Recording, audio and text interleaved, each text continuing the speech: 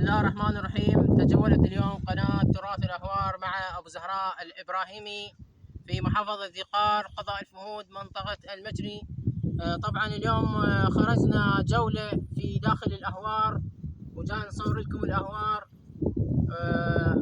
قبل كانت الأهوار فيها الطيور والسمك وفيها البردي والقصب وفيها الزور، واليوم أصبحت إلى أرض صحراء.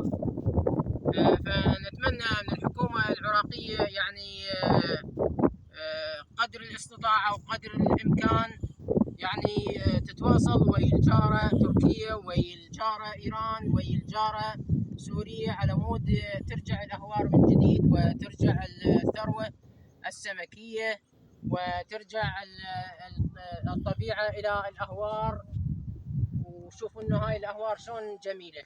مراسلكم من قناة تراث الأهوار أبو زهراء الإبراهيمي، والسلام عليكم ورحمة الله وبركاته.